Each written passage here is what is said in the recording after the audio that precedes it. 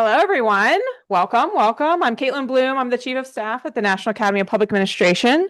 On behalf of our President and CEO, James Christian Blackwood, I want to welcome you all to the National Academy of Public Administration. We've got a good crowd here in person, and welcome to those joining us online as well. If you're not familiar, there it is. If you're not familiar with the National Academy of Public Administration, we are a nonprofit, nonpartisan organization dedicated to helping leaders achieve a more efficient, effective, accountable, and transparent government. And we do that through studies with government agencies from federal, state to local government.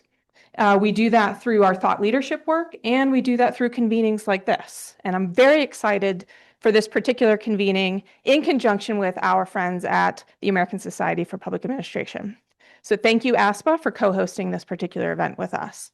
A lot of our work is guided through the expertise of our over 1,000 elected fellows to our academy who've had long and continue to have long careers in government and academia. 3 of them are sitting with us here today. So thank you all for joining us. So without further ado, I want to turn it over to our moderator for this particular conversation, Barbara Sprent, correspondent with NPR. And please, Barbara, introduce more about yourself and the panel. And I'm really excited for this conversation today. Thank you so much. Thank you. Thanks for having me. It's so nice to be here with everyone. I've worked at NPR for a little over a decade. I cover Congress and politics, so it's a pretty boring situation, not much going on, and I'm grateful for all the rest. I'm just so excited to be here with you, people in the room and people joining remotely. This will be an excellent discussion with this powerhouse of a panel. So happy to be here with all of you. We're gathering to talk about gaps in public administration. And I should say, if I have any tech issues, please just flag me down. I'll happy to troubleshoot anything with a microphone. And what that will include over the course of our discussion are things like the training and skills needed to be successful in government, the culture and trust that might lead people into or away from public service, the type of scholarship that is needed to help public servants do their job effectively, and things like the pipeline and education needs for the future. So a lot to dive into. I'll briefly introduce the folks up here, but if you want to hop in after, and the bio pages are long. So happy to be joined by Brent Parmenter, Chief Leadership at the Maxwell School at Syracuse, bit of a mouthful there, former Chief Talent Officer at the Department of Defense. Pause for applause. Roger Hartley, President-elect of the American Society for Public Administration. There we go. Vince McConey, Professor of Practice at Arizona State University and former Acting Secretary of the Department of Labor. So thank you all for being here. And if you'd like to say a few words more about your bio, please feel free. That's it. Okay. We can dive right in then. Let's start on the issue of skill gaps for public servants. I'd like to ask you about the effect on the office workplace when soft skills, critical thinking skills are lacking, and how that can lead to all sorts of things. Yeah. Whoever wishes to dive on in. Well, I'll try, and then can't wait to respond to what you all have to say. So ASPA has just created this past year a committee on the federal service, and they're about ready to release a statement that is going to be on essentially how weakening the merit system can impact the accountability on government. The merit system is made up, of course, of our whole century or more long group of talent, and that talent comes from education. It comes from education in soft skills, critical thinking, and others. I'm a big advocate of higher education, given that I'm a recent past dean of the College of Public Affairs at University of Baltimore, and I really strongly believe that higher education and education in general, those partnerships with federal, state, and local government need to be strengthened, that those soft skills are the things that weaken accountability of government if they're missed, and the critical thinking also if it's missed. You know, for instance, in a situation like we know that for law enforcement officers who may have only attained or not attained an associate's degree, we find over time and through studies that law enforcement officers with a 4-year degree are far less likely to engage in brutality, for instance. You know, the imagination that comes from education is critical to government service. So, I'll pause there, and I'd love to hear what my colleagues have to say. Well, I think when you think about the federal government and hiring, and I have to tell you, on the way down here, I looked to see there are 688 jobs posted right now in USA Jobs. So the government is doing hiring. Now, as one could imagine, a lot of those jobs right now are in national security, law enforcement. Although I did notice in DoD, there's sort of a cross of a lot of different sorts of jobs. Now, some of those are internal, some of those are for the public. But I do think, and again, you know, you've got two professors of practice on the panel, so former feds that believe in the value of higher education, and a distinguished former dean. And I think the importance in looking at preparing the workforce, there's two pieces. Right now, I'm concerned about those who are just jumping into 14 and 15 and SES roles that may not have had some of the mentoring and the experience that many of us have had to help us as we've gotten into those roles of greater responsibility. And that's due to the fact that the footprint of the federal government is smaller now than it was then. So I think there's a critical role for organizations like NAPA, ASPA, and universities to provide opportunities for certificates and other sort of opportunities to bolster those skills for individuals who are in those sort of grades. But I also think that we need to understand where the hiring is going to be in the federal government for the next 2 to 3 years. Are we going to be hiring more investigators? Are we going to be hiring more air traffic controllers? Are we going to be hiring mine safety specialists? Look at any agency. Are we hiring more firefighters? All of those create different skill set needs that we need to make sure are addressed as some of the planning occurs. I think I was very fortunate before going to DoD to be in Walmart. You know, they have about 1.5 million US based associates, and at the corporate level, you saw similar concerns and effects there when you have that lack of soft skills and that lack of critical thinking. I think it goes in an arc in any institution you're in. It doesn't matter if it's an institution of higher education, a government institution, or a company, but performance degrades quietly at first across the collective, where there's more misunderstandings, there's email churn, there's rework, there's all of these problems. And then the culture becomes a little bit more brittle over time when people don't have the ability to work on that gray area in between two humans that are trying to get something done. There's more blame, there's less kind of safety at work to do things. The risk avoidance starts to take over at all levels, because you're afraid to give someone a task and assume they'll work through it with the proper ways. And it's not that it have to follow the bureaucratic process steps, but the ability to work it through in a nuanced and kind of more exquisite way. Time to decision slows down, and then things take longer to get through, which then erodes trust internally and externally.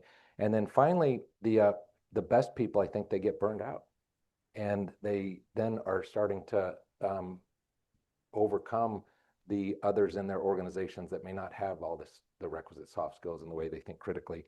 And then I think what happens most in an organization, it becomes allergic to making decisions. And that becomes a tough circumstance to find yourself in any organization, and especially a government organization where the trust is going to go down. I'm smiling because you're talking about erosion of trust and burnout and decision fatigue. And I could have sworn for a moment you were talking about the United States Congress.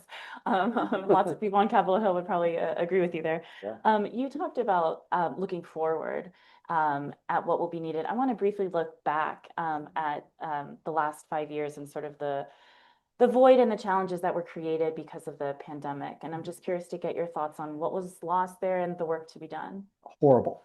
So not only did the pandemic have corrosive effects on trust in government and trust in society, but frankly, when we came back, I view the decisions of basically letting many workforces remain at home the entire time, except maybe 1 or 2 days of pay period, was a mistake. So there is something about those soft skills that Brent was talking about the way we interact when we're together and how important that is. To building trust, to decision-making, to efficiency, to building morale, to building organizations. And it was interesting when I went on listening tours, when I was at Labor and we were looking to bring our workforce back, I heard from early career and younger employees that they wanted to go back into the office. One, because at some places their apartments were tiny and they didn't want to work there all the time. But two, they wanted mentorship. They wanted to build relationships with their colleagues. They wanted to understand how they could see their careers progress. And the ones who didn't were the ones that were closer to retirement, the ones who needed to contribute most to the younger people who were just starting their careers. So this was a fight. And I do think that, look, I'm a big hybrid supporter. I like teleworking like anyone else, but working from home full time doesn't serve public sector organizations in building the sort of relationships we need to have so that we can serve citizens and residents, which is our primary focus. And so I think that was one of the biggest impacts. So we got sort of through the tough part, but then we didn't do the follow-up. I agree that we lost a lot during the pandemic, but in higher education, we also gained a lot. We gained the ability to offer affordable and more accessible education. Those of us, and none of us in higher ed can ever forget that week where everyone had to go from in-person classes to online classes like that. And then all of a sudden, we discovered at, say, the University of Baltimore that we don't have to be online or in person. We can do both. If you can have a hybrid meeting, why can't you have a hybrid course that's dual modality with students in person in front of you and students online at the same time? And we're doing that. I think to overcome this gap that you brought up that's so important, we need to really partner in higher education with public service a whole lot more deeply to learn about those skill needs and skill losses that have occurred, and partner to create sometimes one-off trainings or things like the Certified Public Manager program that we have at UBalt and around the nation that can offer skills really quickly to leaders, and then just making higher education, again, more affordable and more accessible. And the affordability part, I think, can be done in partnership with making sure that students can have their tuition paid for if they're working. And maybe we go back to co-op learning, like some universities like Northeastern are still doing, where you can have a student on the job and going to school, not just part-time at the same time, but really working for government and the higher education aspect, if I may. I'm curious if you can talk a little bit about the gap between research and practice between higher education and the government, and how you see research, what kind of research is needed to support government at its core. Oh gosh. So there was an article circulated to us before this panel, and it's a really terrific one by Faisal Chima and my old professor Jim Perry at Indiana University. And it really talked about this gap. And this gap that they were talking about is that because of incentive structures in higher ed, promotion and tenure, we often do research based on positivism theory, and we tend to do research that doesn't necessarily focus on the needs that government have, the problem solving. And they really bring up a lot of reasons why that doesn't exist. Now, I'm optimistic. We're seeing a lot of change. Many of the universities around the United States are engagement focused and reward engagement with government and the private sector. Our university just earned the Carnegie designation for engagement. And what that means is our professors and our faculty and our students can feel more comfortable working on problem-solving focused research and not worry about that impacting their promotion and their tenure. But I think the other thing that I was thinking about here, we're seeing some really big advances where at both ASPA and NAPA, who have really incredible diversity in their membership, practitioners and scholars who can come together and start to work on problems. An example at the Volcker Alliance is what's called the ARRC, the Accountability Reform Research Coalition that has occurred across the nation. Right now, there's a group of scholars that are focusing on the problems that we're seeing in the weakening of the federal system of government right now, for instance, and looking at scholarship that would focus on the impact and what's being lost. And if we show off those impacts of what's being lost, then perhaps we restore trust between restoring it and also the public with government as well. A lot of work to be done to focus scholarship more on what practitioners need, I think. The Volcker's work is also focusing in one of the work streams on the administrative state, and some thinking about where research should really land. Like, I am most concerned about making sure that students who come out of undergrad and graduate school and are looking at public service careers have some basic leadership skills, because very early in your career, you're running teams of some sort. And also, I think that higher ed needs to figure out a way to help prepare people for the disruptions that are occurring across the workforces. I mean, obviously, when you see restructuring happen in government very quickly, that's one, but AI, how you use it, how you, and the possibilities and how you approach that if you're going to work in government, I think is an area where we really need some academic thinking, and some research so that we understand how to do it right and how to prepare people in the right way. Well, you said the two letters that I talk about all the time, and I'm always interested in what people have to say, AI. And I'm curious if we can maybe go down the line here. I'm curious just how you see the landscape with AI. I mean, we were talking just before this about AI in the classroom, and challenges that you foresee, benefits, and sort of the future, if you don't mind forecasting a little bit. Yeah, I'll start with this one. I was very fortunate last week. I taught a class. It was a graduate class here in DC. We had mostly the students who were come out of undergrad, go straight into graduate school. We had a couple Humphrey Fellows and Fulbrights from other countries, that mid-career professionals. We had a junior in their undergrad, and we had a 77-year-old who was coming back, completing their MPA after a 50-year break, and who was largely responsible for leading the US's business relationships with Cuba for a while. So they had a lot of this practical experience. But the title of the course was AI, Innovation in the Future of Public Institutions. And it was designed to have students role play a practitioner in the government adjacent world of consulting or think tanks or nonprofits. And they were assigned to an interagency team, but they had to use AI to work on their deliverables, which was a roadmap, a stakeholder analysis, a model of some outcomes, a press release, a memo for the White House, these things that you have to do in these kinds of situations, whether it's healthcare or energy or supply chain or whatever it is. And the last day we went to the Library of Congress, because they'd been working on whatever AI tool they had picked and working through all their deliverables. We had visits to McKinsey and Walmart and all these places. So they had this crash course in this. And then at the Library of Congress, there's a quote from Alexander Pope, and it says, "A little learning is a dangerous thing.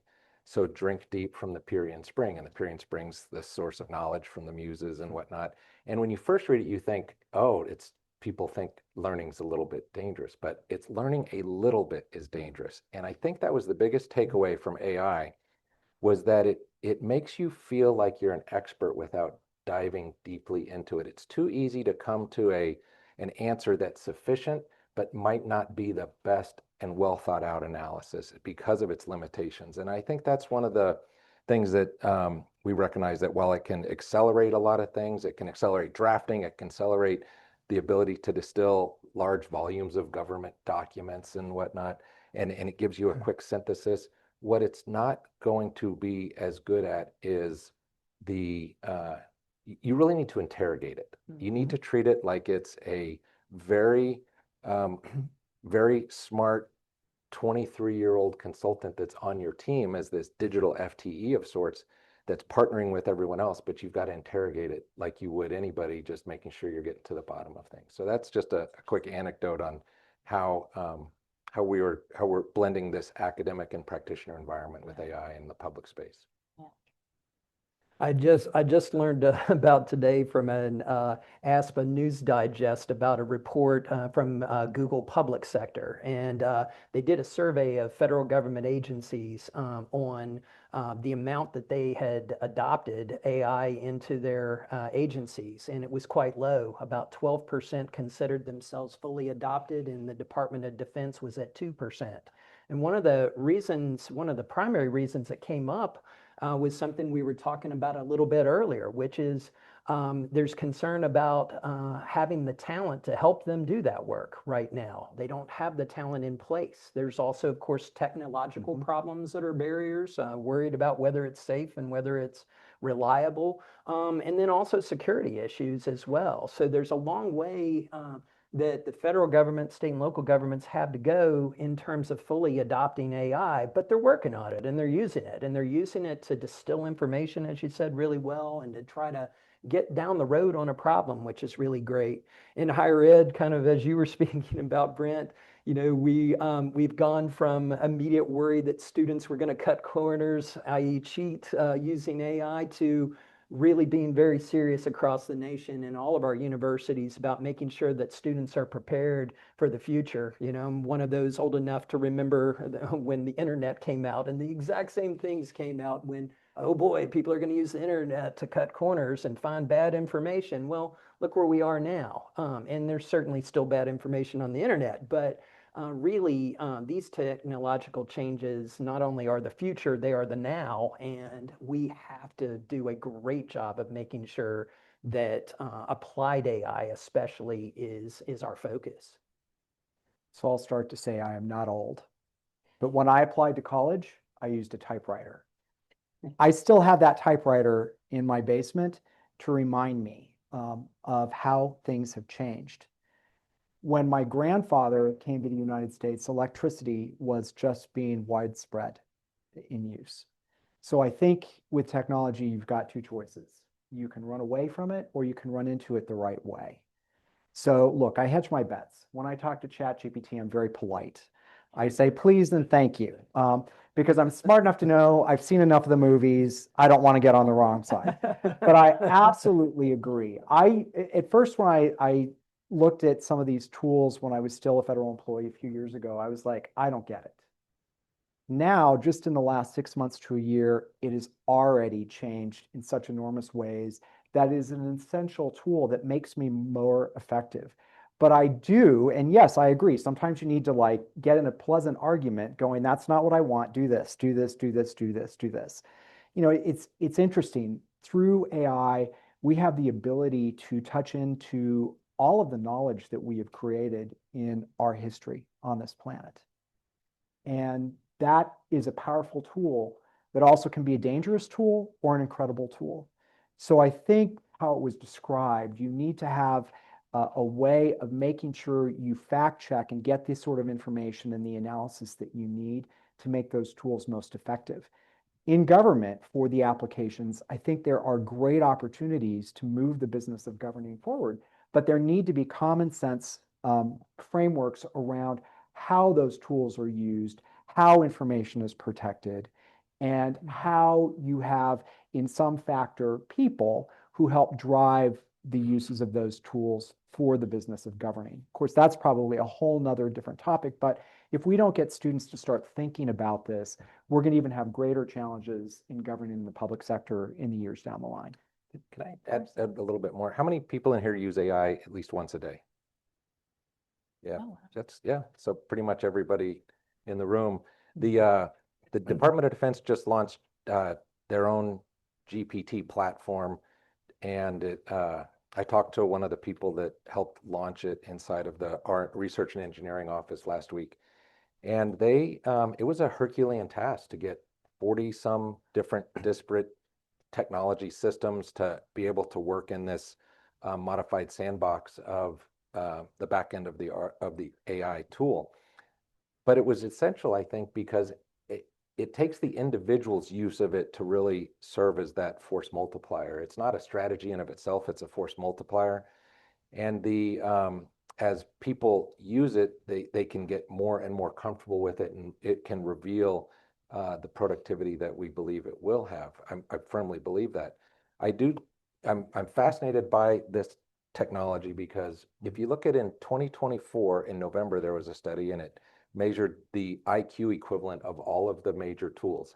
And every one of them, if an average human IQ is around 100-ish, all the tools were below that on the left side of that curve. 1 year later, in November 2025, the majority of them were right of that at the 130, 140 range. So it doesn't mean that the intelligence in the soft skills, going back to that and whatnot, it still takes the human to do that. But if you could somehow partner with it, and as a human capital professional for many years, we started to look at it as how can we treat it as an FTE? How can it be a full-time equivalent to the team you're building and use it that way, as opposed to thinking it needs to be some back-end system to help your business with call centers or whatnot. While it can do those things, it's really the individual's use of it that I think it's going to make a difference. I like thinking about it in the way that you described about it's the other 23-year-old on the team. Like, Right. you just have to treat them as you would, fact check and And all that. definitely say please and thank you, because you never know what it's going to do in about 5 years. Promotion real soon too. Yeah. The please and thank you. I have seen, not to derail, but I have seen some studies about the like saying please and thank you to the robots in our homes in front of children, and how it actually affects how children then grow up to Yeah. have manners or not. So another thing to think about the robots for. Okay. I want to kind of go back to the idea that we were talking earlier about the pipeline itself.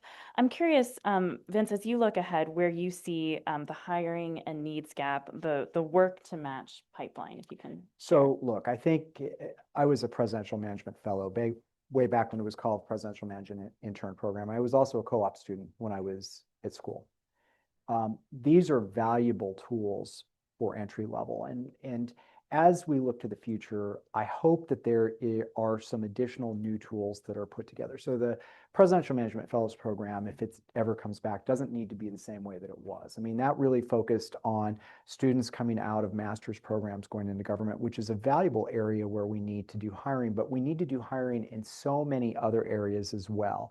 And we need to think more broadly about the pipeline. So from an academic perspective, at Arizona State, at all the universities here, there are certificate programs, there's undergrad programs, there's graduate programs.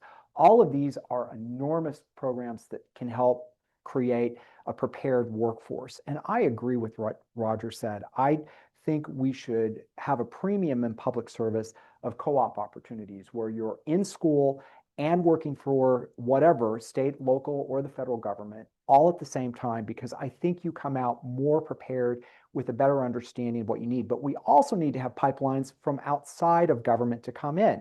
So I'm excited to hear about some of the work that's being done with Cyber Corps, because it will bring people in for periods of time with some sort of ethical constraints on what they can do with the knowledge they get. But having people from the tech world come in and go out, I think strengthens government, and it strengthens the private sector, particularly the private sector that serves public sector purposes. So I think we need to think in different, more creative and new ways about how we can take this enormous educational infrastructure we have in the United States and use it to prepare different segments of the government coming in.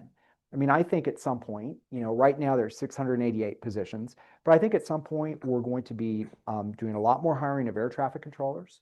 We're going to be probably hiring a lot more Park Service employees. I mean, you just think about where we're at, where some of the needs might be. So I think it is incumbent upon us then to think through on our end how we can create training opportunities that are useful and cost effective from higher education that prepares people for those jobs. I want to follow up with you, Roger, about how you see this playing out in higher education, if you have thoughts to add there. Yeah, on the higher ed side right now, and I agree with what you just said. Jobs in government, of course, come from every field and every background, and some of them require high levels of higher education, and some require low or none. But at some point in that process of starting as an entry-level employee in government and then moving up, you have to get more and more education along the way. So I think that gap has to come from, as you said very well, training, co-ops, opportunities where government agencies and higher ed and schools can partner. Maryland is really working really hard on apprenticeships right now for government. And in areas of service that don't require a degree now, but might require a degree later as they move up. But I think the one thing that, and this was born at your university at Arizona State, and many of us learned about it through the Volcker Alliance, the Next Gen Service Corps is all based on the idea that any major is needed. And schools of public service, know a lot about government and have those connections, but what about people in a finance degree, people in IT, people in law schools? They don't often have that connection. We need to inspire students to find the public sector as a place for them to have a job and a meaningful career where their passions can be found. And that inspiration, I know we're going to talk about that a little bit later, and I may have some more to say about it, but that inspiration is really critical right now. Young people, Gen Z, as I learn more about them, and millennials and others, really want to do meaningful work, and they want to do work that makes a difference in changing the world in their communities. How they see government as that place where they do it is where we have to spend even more and more of our time right now. There are ways for that problem to be solved where we can get Gen Z and millennials to be excited about going into Fed, state, and local government. The second largest law firm in the United States government after the Department of Justice is the U.S. Department of Labor. People don't know that. So when I talk to students, I'm like, if you're in law school, you don't need to necessarily be an assistant U.S. attorney to make a difference in upholding the laws of the United States. And I would say that goes for state and local government too. Mm-hmm. There are tremendous opportunities across the board. And if we're not hiring right now in the federal government, well, if you want to go somewhere that is closer to the citizens, work for local government first. Build up your skill sets. Yeah. At some point, we'll be hiring more in the federal government and the state government, but you really want to see the difference government makes. See if someone's trash doesn't get picked up one day. That is a service metric that everyone knows. And those jobs and the infrastructure that supports that are at level what makes our American system of government strong. Let's continue down that pathway there, because I think it's really interesting. I mean, this is a moment where hiring practices have changed dramatically in this current administration. The future is uncertain for a lot of federal workers. But then also there are in various circles lack of trust with the government. And so I'm just curious, I mean, you spoke about encouraging people to go look into the local government, state government, but I'm curious how you think about encouraging those students that you're talking about to really give a hard look at government service, even in these sort of uncertain times. Kind of a big question, but if anyone wants to tackle. I'll start, but I can't wait to hear what you have to say. I think inspiration, but also breaking down the barriers that there are for students to find government opportunities and to just navigate them, frankly. And this is something I have to say OPM was working really hard on, but one of the Pathways programs is now erased, gone. The Presidential Management Fellowship, for instance, is one, and AmeriCorps has been under attack, which was a place where legions of young people, Vista and others, found, wow, this is what I can do for my community by doing AmeriCorps or Vista, Volunteers in Service to America. Those have been really under attack, and that's a huge problem. But really, some of the problems are governments and ours in higher ed of making that connection for young people. When you read a federal, state, and local government job ad, because of really good reasons, they're very arcane. It's hard sometimes to understand what the job and the mission of the institution is. The process is slow before you might apply for a job as in federal government, and then 6 to 8 months later, after you already have a job, get an interview call. That still exists, and that happened to one of my students who was a disabled veteran. One of the persons who government said they wanted, he took a job with Western Carolina University, and then later, 6 months later, got called by the VA for an interview. And that was a job that he wanted all of his life after he got out of service. That still exists. Job ads are arcane, the process is arcane, and quite literally, I think there's a lot more we can do to help students and not just students, but recent graduates to see that, wow, I'm interested in climate change. I'm interested in economic development. But I didn't know you could do that in the Department of Agriculture. I had no idea you could do that in the Department of Labor or in the department. How could we maybe map the interests of people to the places in government where they are? I think that would be a cool project. Take the areas of passion and then find the places in government where they exist And that will help our career centers and those of us in higher education help mentor young people into that opportunity.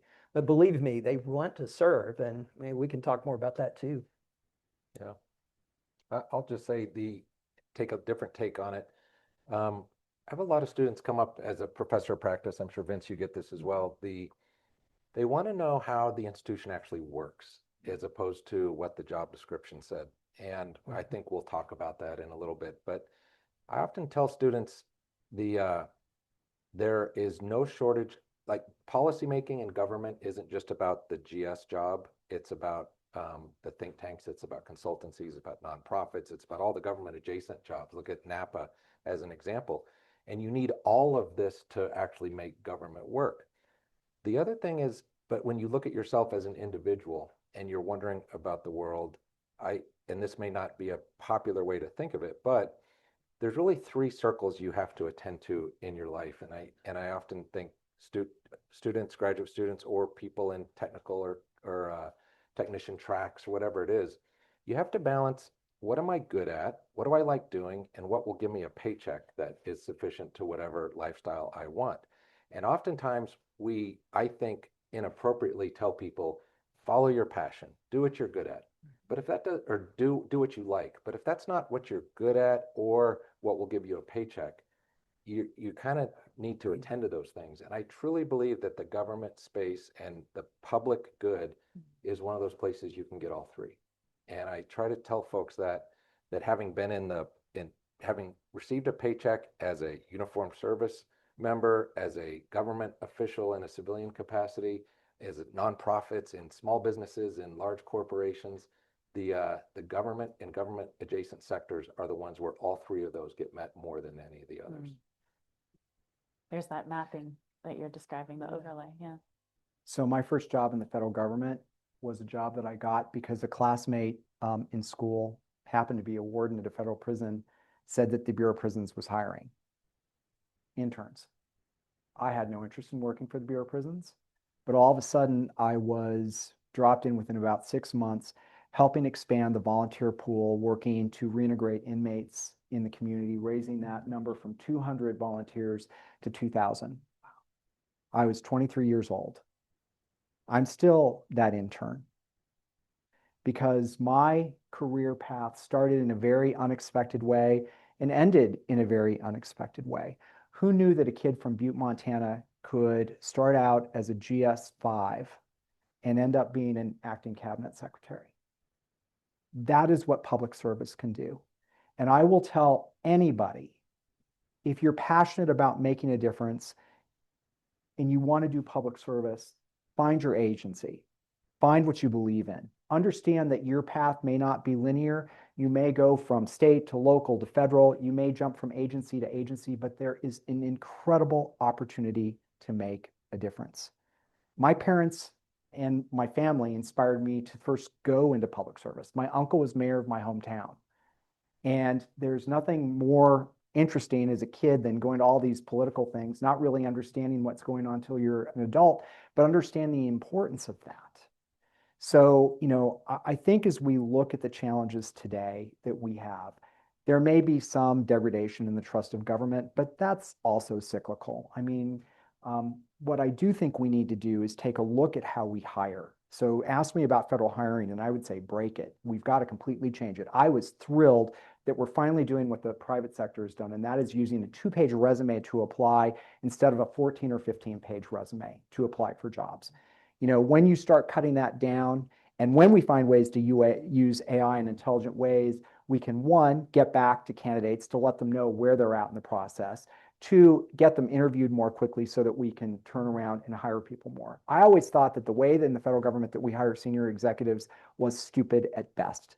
So you're asking people who you want to be leaders to fill out a 10-page essay that, frankly, half the people hired someone to write for them anyway. And this is your entry point into a role of very senior responsibility at the Flag Corps in the United States. We need to fix all of those processes across government so that we can more effectively get those interns or get that young talent who might be sitting next to a government employee and saying, yeah, we're hiring, to attract them into careers that can lead them all the way to the highest levels and the greatest impact.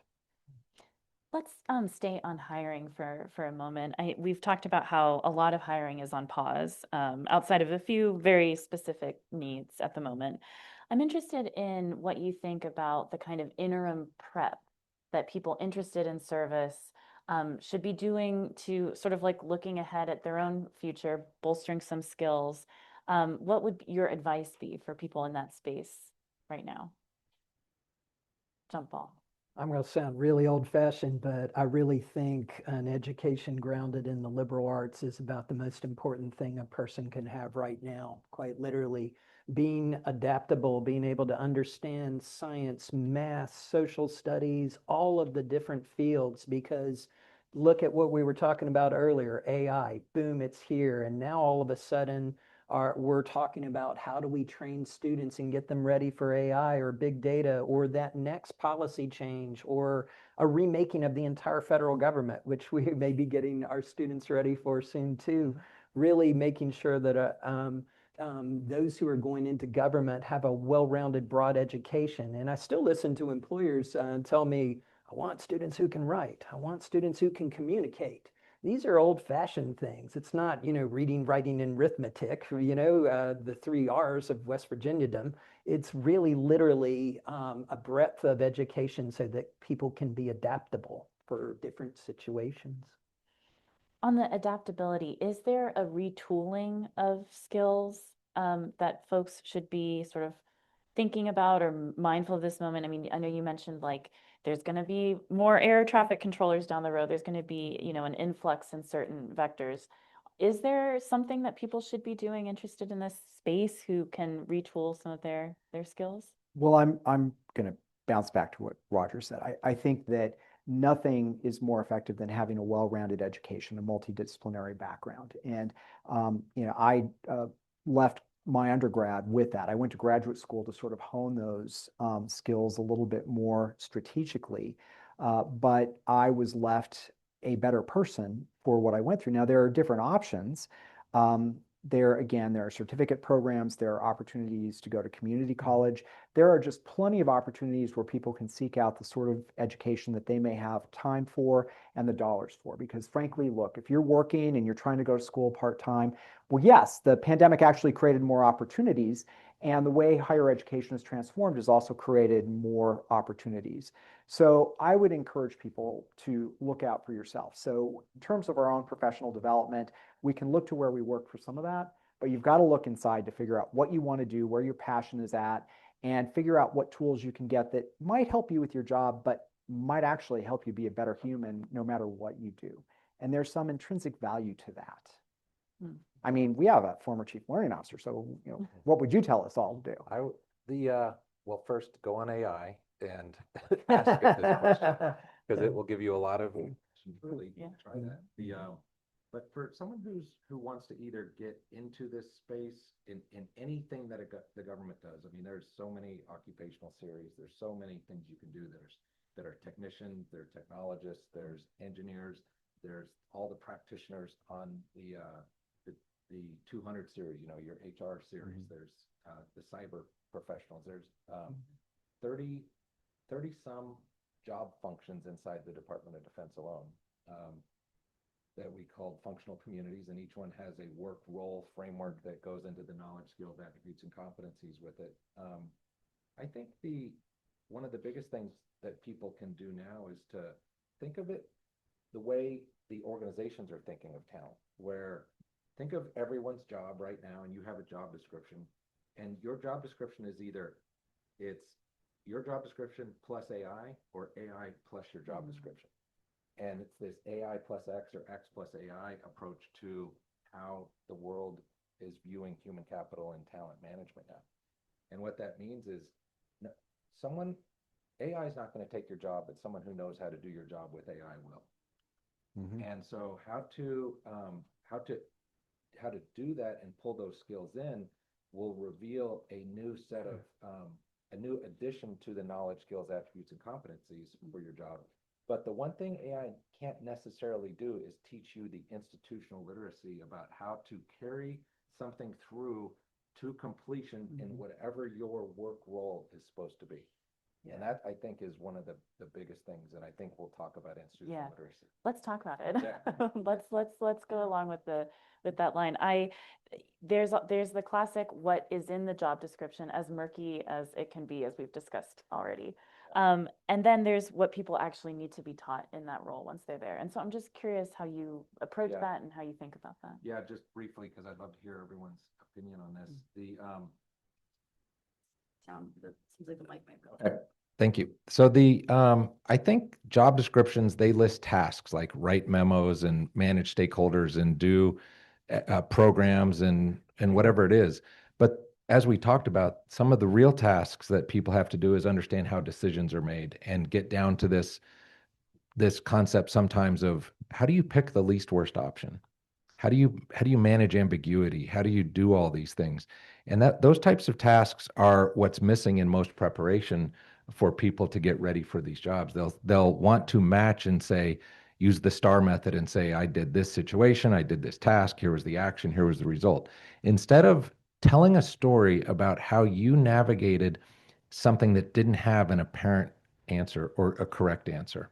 And how did you do that? And going through that requires practice. And I think we have this discussion at Syracuse and in the Maxwell School. We actually had one yesterday with the provost, where the balance that you need in education and higher education anymore between what would normally be a tenured track professor approach to what the outcome should be for a student and what a professor of practice is looking for an outcome for student and somehow blending that. A tenured track professor is going to want the individual to have an exquisite level of knowledge in a very deep way on a specific topic, which is necessary. But the professor of practice is going to want that person to be able to demonstrate what they would need to do to get that job done and align it so that they can be successful in after a short week of onboarding. And those two tensions, where learning should be a form of rehearsal, not just regurgitation in knowledge. I see you nodding along, Roger. Things to add there. I agree. I think there were a couple things I thought about this question. One is helping both leaders and those in institutions understand their mission. And that sounds really interesting to say, but sometimes when you're broken into one piece of an organization, it's easy to forget without leadership what the whole role of your job is and how it ties to what government is supposed to do in an agency. And I think we need to teach that better inside of institutions and inside of higher ed. And then I think the other one might be pretty obvious right now is ethics. It's not enough to learn ethics from your grandma, although she taught me a lot. She sure did. But ethics codes, understanding the process of ethics, understanding what the appearance of impropriety means, is something that's taught. It's not always taught by a family. And right now, ethics is what I would say. So in government, there are some very, very highly technical scientific jobs. So my former agency kept me up at night was making sure that we were training our mine inspectors. Think about those federal employees going every day, make sure that the environments are safe to get those precious minerals that effectively run our nation. And the training that goes into that is technical. Very much. The technical training that's involved in that is an ongoing product of what we do. So it's important that we keep that sort of thinking about many roles in government, public sector are very technical and require expertise that is nurtured and future specific. I'm an auto operation. So I'll tell you what, I didn't really know anything well in particular during my career, but my career was to make sure the engine worked. So in my view, there's like 3 or 4 things that every government agency needs. You need to take care of people, recruitment, guaranteeing thereof people to make a difference. You need to have technology and the people that oversee the technology and make sure it's safe. How to use AI, how to build it in. And then you need to have people that help you purchase. So, because every government agency relies on these things. Now you can throw in security, facilities and all that stuff. But if you don't have people you don't have technology, you don't have purchasing power, you're not going to be successful. So I like what you said about reminding people the focus of what you do. I always, when I was meeting with people who did mission support, that reported to me in the teams, I said, here's the mission of the agency. We could not accomplish that mission if you weren't doing what you do. So I would go to HR and say, if you were not hiring people, we could not protect minds. If you were not hiring people, we couldn't make workplaces safe. If you weren't hiring people, the wheels of justice would stop. And so I think it's important for us to remember how important every sort of profession is to the success of these agencies. But I think there are multiple tracks, and we need to look at the probationary process and how that is used to make sure that the technical skills are there for people to be successful, and that we mentor and help people through that process so that they can be successful early in their career and get them set for their mid and later careers. I want to be mindful that there's also a Q&A portion of this. So I have a few other questions that I'll hold in my back pocket, but in the meantime, I want to make sure to give folks an opportunity in the room and online to ask our esteemed panel some questions. So I don't know if someone has the text situation, but happy to open it up to Q&A if that's. There are Yes. questions in the chat. Yeah. I'll just speak loudly and hopefully that gets picked up. Perfect. So a lot of the needs that you spoke of are very broad, not industry specific. So who, and this could be in the government or elsewhere, but who's the champion of this effort to try to fill these gaps and skills gaps? Because again, it's great, but how do we, who's leading that, or who could lead that? Just an example. So I'll use the state of Ohio, or putting on my economic and workforce development hat on. And I think this isn't, again, unique to government, but the answer is all of us. It's this public-private partnership approach to things. What the government needs to do is articulate a very simple requirement and put that out into the world. And these are competency taxonomies and blueprints and competency frameworks. The state of Ohio did this where, going back to the ability to budget things, the ability to do the other tasks that Vince talked about 10 years ago, they put a tax on alcohol sales to create a revenue for what they call Jobs Ohio. It made them recession proof, and it proved out to be very well done in COVID years. They then went to all the industry partners, small, medium, and large. They went to all the academic institutions, the 15 or so community colleges in the state, and the universities, and the many, many companies that are in the production and manufacturing sectors and other adjacent fields. And they created a common taxonomy and a blueprint so that one person's skills that they put for a single company, whether it's a big company like Honda and Toyota that have done this in the state, or others that's your mom and pop production facility, the skills that they get in that are exactly what every single company will ask for. And I think if the more we can do that in government and government adjacent roles, so that the skills of a project manager are portable to McKinsey, as they are in labor, as they are in justice, as they are as a member on the Hill, as they are at Napa, and go through that. And I think so we all have a part to play in that. And there are some conveners that can do that. I think the Volcker's doing a good job in slices of this. I think Napa's doing a great job in slices of this. But doing a little bit more coherency and uniformity across institutions of higher learning would probably be worthwhile and a good discussion. And I know, as a former dean, you've lived that a lot longer than I have. I was on the consuming side of the talent, but I think that could be a start. I thought you were right on, to be honest.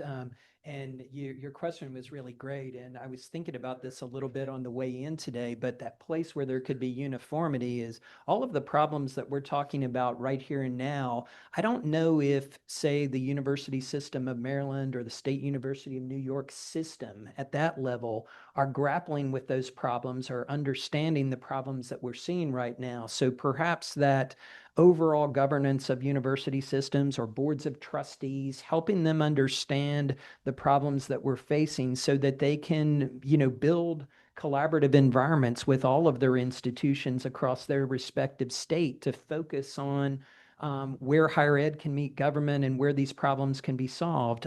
Career centers linking up with governments, departments that don't often see themselves as feeding government employers, like we were talking about earlier. Those who lead accounting degree programs, are they connected as well enough with, say, OMB or other parts of GAO as they could be? But I bet lots of their students go to work there. So helping disciplines that aren't, say, public service disciplines really get their students where they want them to go.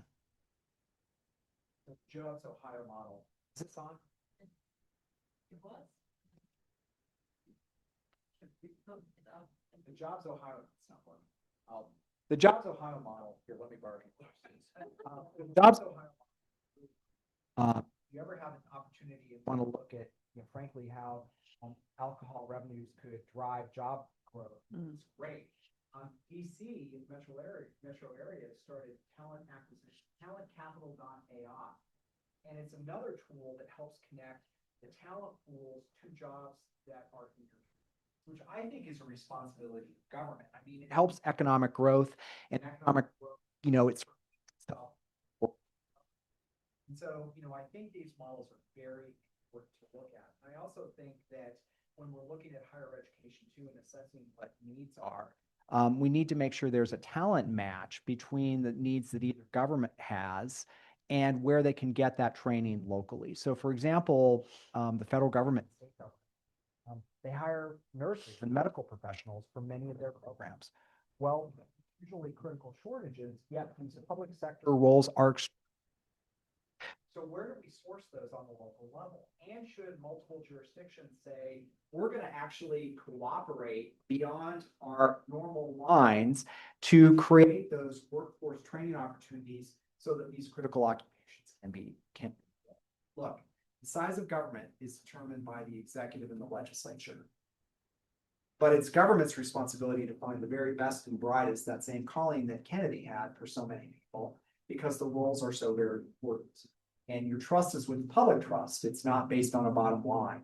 So it's important that for those government employees that we do have, those public servants, that we recruit the very best to get the job done.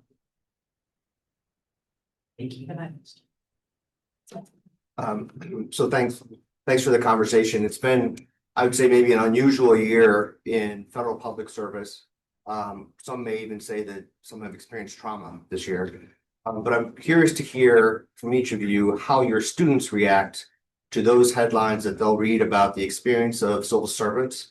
And is there a market change in the attraction of those adjacent disciplines in the ecosystem that maybe are still public service related, but not a government service path?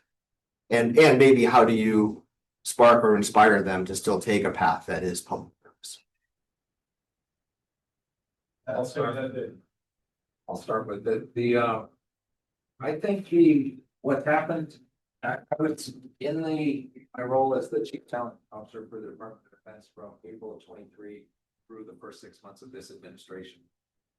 And what was interesting about the transition was when OPM and DOGE started going through all of these things, you had to separate, and everyone had to go through this exercise, what you thought about how you might act in a ballot box versus what you've been saying as a government professional for so long of what you wanted to see done.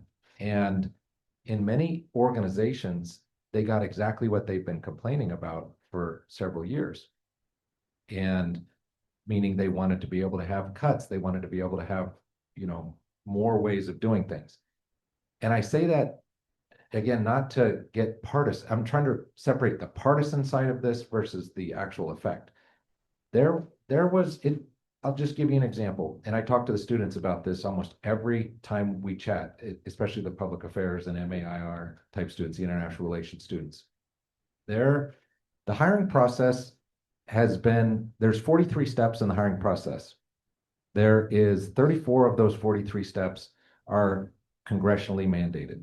You can tie it back to a titled in Title V. Each OPM adds another 19 policies on top of that, and then each agency adds between 12 and 15 policies on that. 9 of the remaining policies that aren't congressionally mandated are just workflow things. So 34 steps, and it takes an average of about 100 days to hire someone into a job in the federal government. Those types of things were discouraging people from federal service before.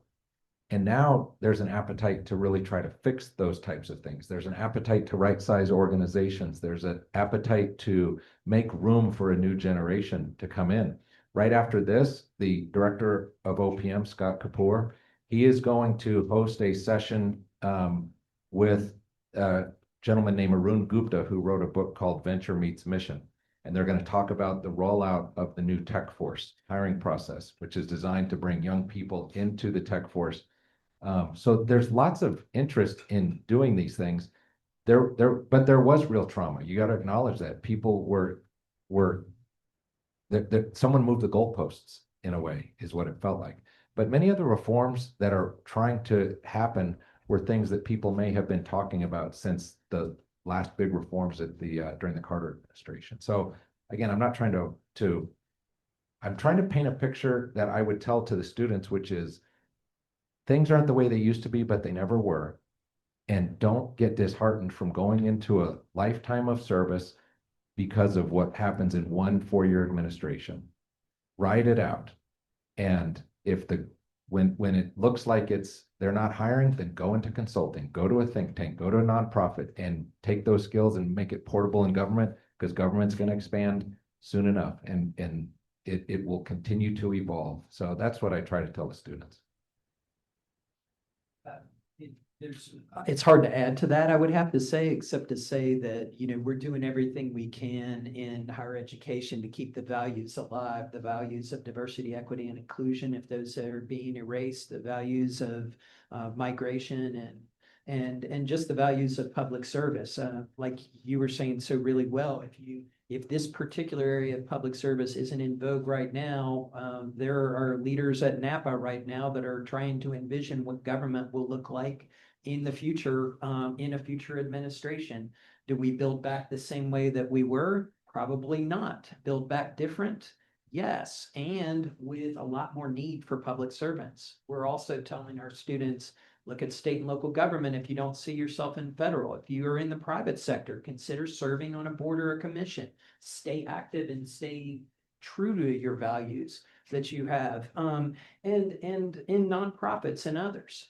Those are places that you can be until you see that role that maybe you want in federal government. But I don't know, I still see our students at the University of Baltimore just as inspired as they ever were, and they're passionate about what's happening. They want to do something about it. So we are at the 250th anniversary of our nation. It took quite a few years and the death of a president before we even had a professionalized civil service. If you really want to have fun in watching a show to learn about why we had civil service reform, watch Death by Lightning. I am not paid by Netflix, but let me tell you, I'm going to watch it again. It was incredibly interesting. The last time Congress did major work on those steps was in 1979, when my typewriter was born. So I think, for some of this process to be streamlined, eventually it's going to need to take leadership on the federal level by the Office of Personnel Management, along with Congress, to do some serious modernization of the code that underlies Title V that deals with all of federal hiring. And when you say 100-day hiring, my gosh, that is an accomplishment if you can get the hiring done in 100 days. There was some hiring I saw that was 200 days. So look, I think the federal government needs to use a lot more tools. We need to use more direct hire authority for shorter terms. We need to look at civil service reform very seriously. Because again, you want the best and brightest. Well, the system should produce the best and brightest, not the ones who can use AI to create a 2-page resume and answer a bunch of questions that have been added on and have patience enough to get through 43 steps. I mean, come on. These are things I've been talking about for a long time. I started in HR, and fundamentally HR is no different now than when I was in HR. That's a problem. And that's something that we need to fix. And I don't think it's a problem that's just limited to the federal government. That's one thing. Bureaucratic institutions like to keep that motion going. And sometimes you need to disrupt that and say, there's got to be better ways to do it and get your stakeholders involved in making that change. Now, I don't know if I would have done Doge as a way to make that change, to be very honest.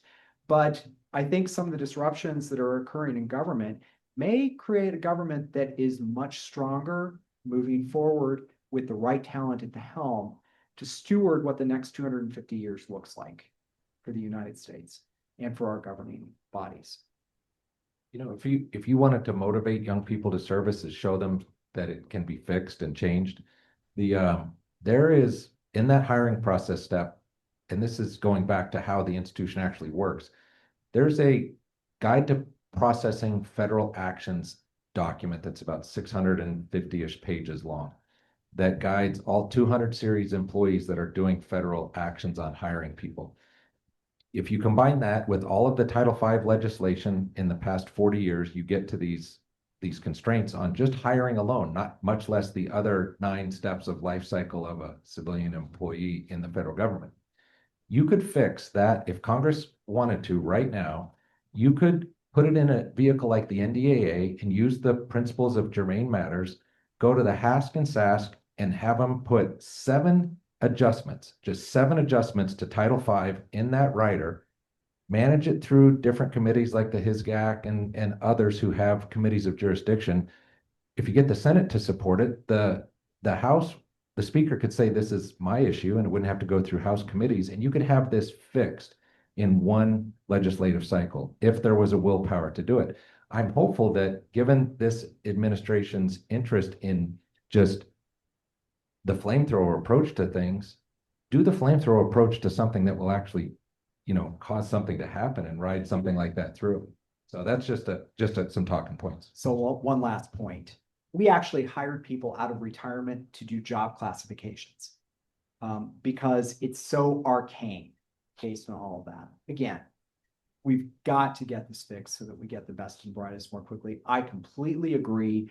There's got to be a better way to handle this critical function. And you know what I'd rather do with those folks who are doing those, you know, jobs? I'd rather have them focused on helping with employee engagement, with employee training, with employee development, with cultural development in our agencies, so they're stronger, so that there's a more mission-based approach to understanding what people do and how they fit in. That's where we could use the talent in human capital, which is a title that I hate, but in people issues to really make a difference. And that's where we could hire early career people to do something they're motivated to do. Yeah. Where are you going to come at Napa and get a panel that's excited about hiring reform in the federal government? I mean, come on. Excellent. Thank you for that question.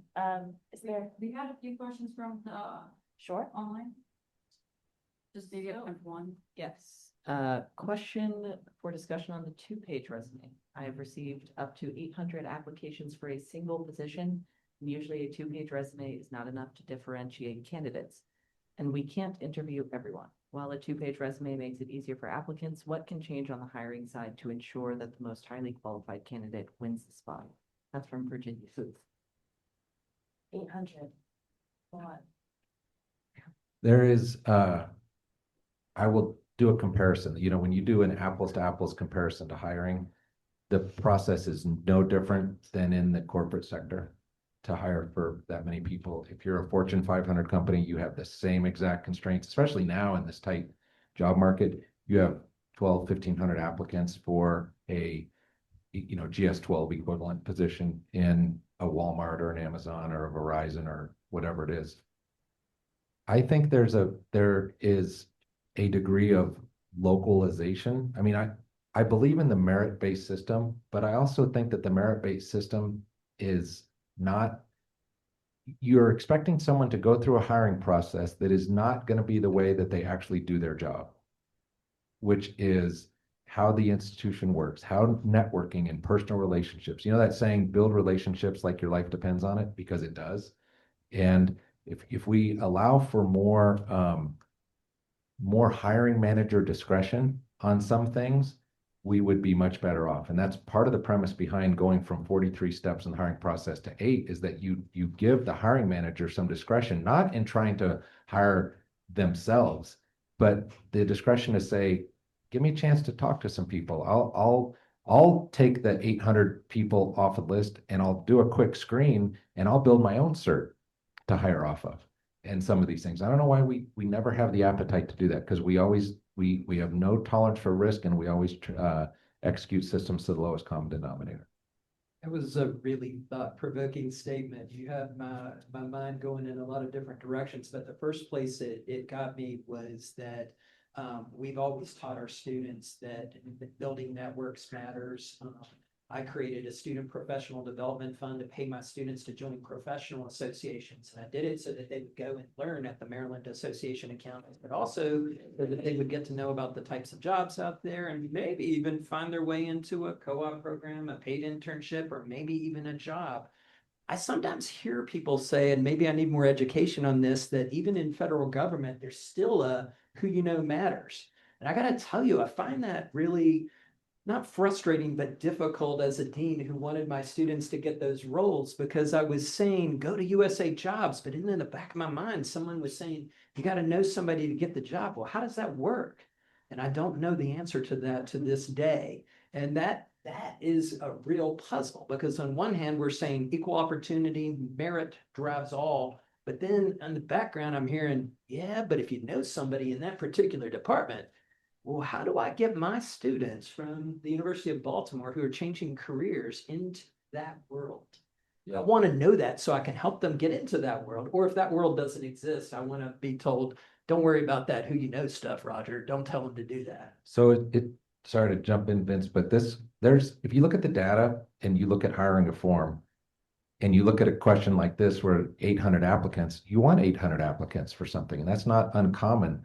It's the ability to distill it down into 30 quality applicants. And you can use certain tools for that and AI for that and whatnot. Meaning, I bet you of those 800 applicants, there probably is only 30 that would be adequate fits for the job. People apply for a variety of reasons, especially on USA Jobs.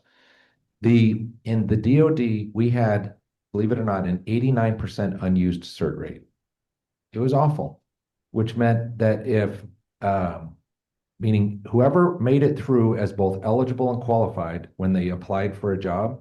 Eligible means you passed the citizenship, you passed some of the other normal prerequisites. Qualified meant you could demonstrate the job functions that were needed. And then you made it onto a cert, which is your slate for going to the hiring manager. Hiring managers were passing back certs at an 89% rate. So what's that user experience for the job applicant?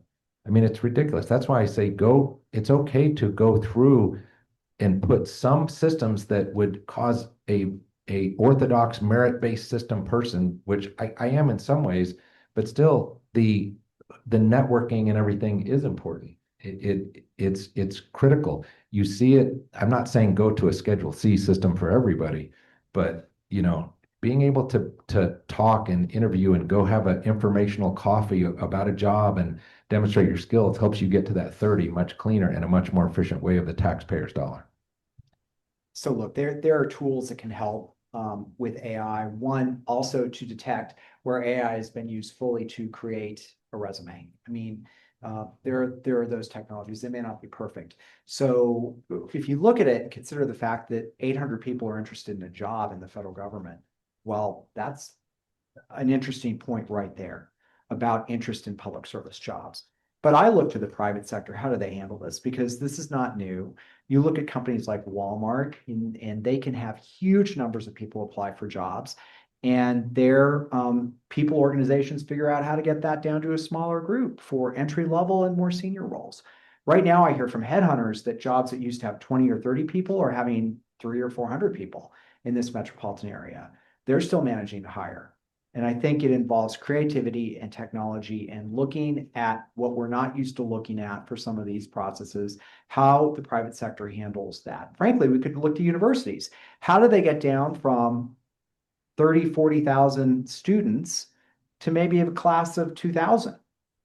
I mean, people do this stuff.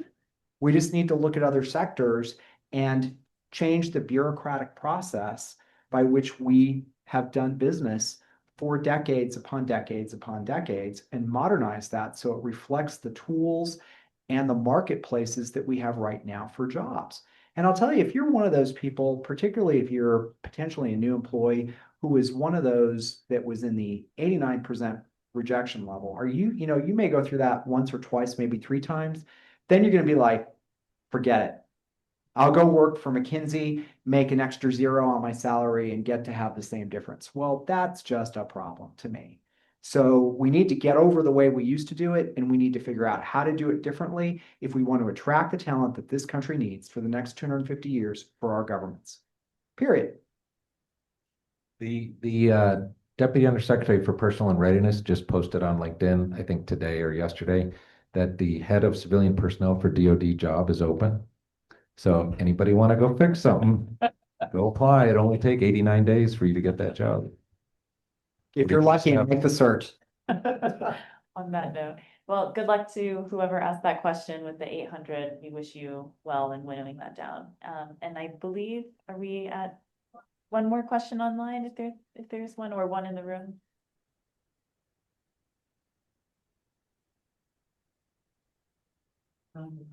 I was going to say the other question was just, is there a path forward on this great discussion? Is there maybe a subsequent report or recommendation that pulls together practical actions, whether they're technology, process, or people? Curiously enough, the panel of NAPA on the public service, of which Roger and I are both members, and we might be inviting someone else, is going to have a series of events and convenings this year where we're going to further consider these, and some of our convenings will result in some recommendations for real change. And I would add, I'm really honored to be part of that group, but quite honestly, American Society for Public Administration has a commission on the federal service right now of incredible leaders that are doing that work. I know the Network of Schools of Public Policy Affairs and Administration are also doing work in that area, National Forum for Black Public Administrators, and Volcker Alliance, just among many. Of course, I love them all, and I try to work with them all. But I also see a great need, and it's happening. Please, this event is one example of it. I see a great need for all of those incredible organizations to speak together as much as possible and to help each other out as much as possible. We're all in the same lane, but we're driving sometimes in parallel. And I'm, proud of the leadership at ASPA and NAPA, quite honestly, Volcker as well, and the others for, intersecting quite a bit. But I think we could intersect a little bit more. So Roger, I have a good idea for a meta-analysis that you could do, and that is really getting a group of students to look at these different products that come out with where are the commonalities from all of these different good government groups. I think that could even be more powerful to Congress, where it wouldn't just be one voice, but it would be the voices of many organizations that care passionately about our intergovernmental system and how all of those findings could suggest a pathway for the government to be improved. And maybe that's what we would focus in a real discussion with Congress about what could be incorporated into the NDAA. Another map. Sounds awesome. I would love to introduce this concept of what I call a people industrial base. We have a defense industrial base that's a collection of incentivized actors, whether they're from industry or higher education or FFRDCs or others, that are designed to create the things that are needed in the public sector that have dual use application in the private sector as well. But we don't think of people as the same way. And you actually have, if we could somehow focus on a way to incentivize a ecosystem of universities and other skill providing institutions with intermediaries that can do short form delivery of competencies and whatnot. And then they gather up these pipelines of people and bring them to market in a production-like approach. It would create this people industrial base of actors that you could turn the dial on up or down or left or right based off of the needs and the evolution of the country. We have the technologies to do this. We have the capability. Other sectors will do it. And I think government reform in people is too important to be just left to the government. You got to pull all these sectors in to incentivize it to work. Well, on that note, thank you everyone for being here online and in person, and thank you to everyone on stage. This has been such a nice discussion, and it's heartening to hear about the paths forward. So thank you very much. Great job, Barbara.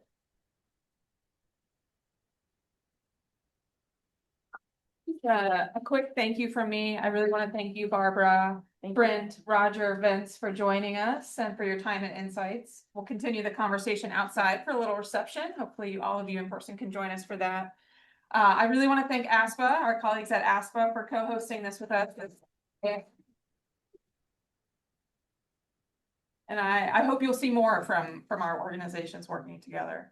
And I do want to invite all of you. In 2 weeks, we are having our Elliot Richardson Prize for Excellence in Public Service event, which will be January 28th at the Ronald Reagan International Trade Building, where we will be honoring Secretary Janet Yellen and Governor Gary Locke. And so please, it's a free event. It's a great event. We're just honoring them for their exceptional careers in public service. So please join us in 2 weeks for that. Oh, I'm going to give it to Karen. Karen from ASPA, everyone. Thank you. Thank you all for coming again this afternoon. Thank you to the panelists. Thank you to Barbara. I would be remiss if I didn't take this opportunity to remind everybody that in, oh my gosh, 9 weeks, ASPA will be in Hollywood for our annual conference. 1,200 to 1,300 people all in one place, all talking about public service, all talking about good government, all talking about this. So if you haven't yet registered, do that. And we will see you on the West Coast this year, where we will talk about some very important things, make some progress for the country, and also have a little bit of fun on the side.